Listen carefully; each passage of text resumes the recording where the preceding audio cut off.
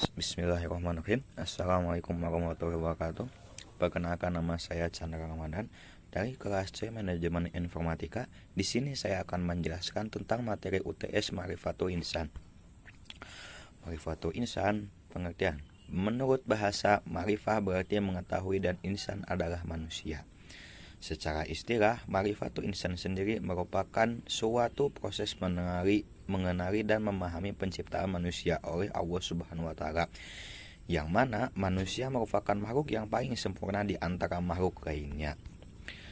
Tujuan Allah Subhanahu wa taala menciptakan manusia ke dunia mempunyai maksud tertentu, yakni selain agar beribadah kepadanya, diamanatkan sebagai khalifah fil ardi sehingga tercipta masyarakat yang tentram serta sejahtera. Akan tetapi, tugas yang diamanatkan kepada al-insan seringkali dimanipulasikan sesuai kehendak hawa nafsu syaitan, sehingga fungsi sebagai khalifah tidak dapat dilaksanakan dengan sebenar-benarnya. Sesungguhnya, jika setiap manusia memahami akan maksud diciptakan Allah Subhanahu wa taala ke dunia ini, maka segala gerak langkahnya selalu disesuaikan dengan syariat dinullah. Tujuan diciptakan manusia secara argumen yang ditegaskan Allah Subhanahu wa taala seperti firman-Nya, dan aku tidak menciptakan jin dan manusia melainkan supaya mereka menyembahku. Quran surat 51 ayat 46. Dengan penjelasan firman Allah Subhanahu wa taala tersebut sudah jelas dan tegas apa yang seharusnya diperbuat oleh manusia dalam kehidupan sehari-hari, yaitu penghambaan secara totalitas kepada Al-Khaliq. 3. Sifatul insan. Hilangnya penyadaran manusia terhadap asal serta tujuan diciptakan Allah Subhanahu wa taala adalah konsekuensi tidak ma'rifah terhadap dirinya, sehingga menjadikan hidupnya tanpa memperhatikan norma-norma yang seharusnya dipatuhi. Dalam kaitan ini perlu direnungkan pepatah yang menyebutkan man arafa nafsah ya faqad arafa rabbah. Maknanya, barang siapa mengenal dirinya niscaya mengenal Rabbnya. Maka sangat wajar jika di kalangan umat kurang menyadari hakikat untuk apa diri ini diciptakan dan harus bagaimana melakukan aktivitas di dunia, karena tidak mengenal akan dirinya sendiri. Padahal manusia diciptakan lebih mulia dibandingkan dengan makhluk lainnya, yakni diberikan akal. Hanya masalahnya, akal itu tidak difungsikan sebagaimana seharusnya sesuai dengan petunjuk dari Sang Khaliq. Gambaran manusia yang tidak memfungsikan akal seperti aturannya telah ditegaskan Al-Quran. Dan sesungguhnya kami jadikan untuk isi neraka jahanam kebanyakan dari jin dan manusia.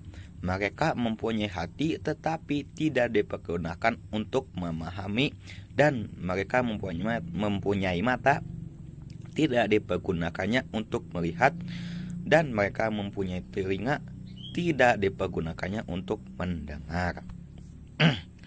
Ketika akal berfungsi, maka reaksi pemahaman tentang akan penciptaan alam pun dapat dikenalnya, kemudian dimengerti jalan yang harus ditempuh. Dan Allah Subhanahu wa taala memberikan dua jalan sebagai pilihan untuk manusia sebagaimana firman-Nya yang artinya, maka Allah mengilhamkan kepada jiwa itu kefasikan dan ketakwaan. Quran surat 91 ayat 8. Dua jalan tersebut pada ketentuan akhirnya kembali kepada manusia itu sendiri. Jalan mana yang akan dia pilih, dan tentunya akan ada konsekuensinya atas pilihannya itu. Jika pilihan semua manusia jatuh pada jalan ketakwaan, sudah dapat dibayangkan nilai akhir akan sampai pada kemenangan yang hakiki. Terdapat beberapa marhalah untuk menggapai ketakwaan.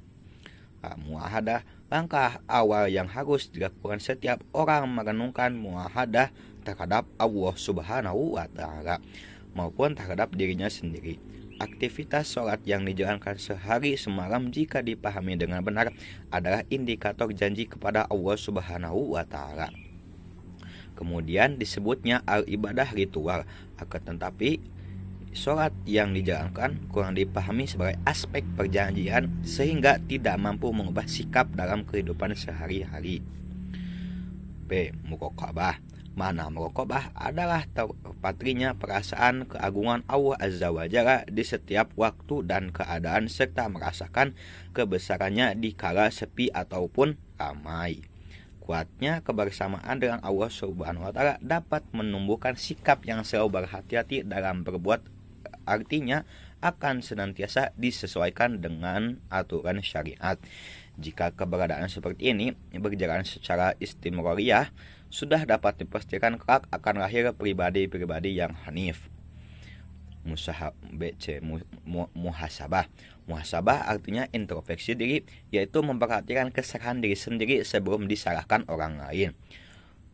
Berikutnya muaqabah. Dalam kehidupan sehari-hari, kita tidak akan luput dari kesadaran untuk mengakui kesalahan atas perbuatan dirinya. Kemudian diterapkan muaqabah secara konsekuen akan membawa dampak positif.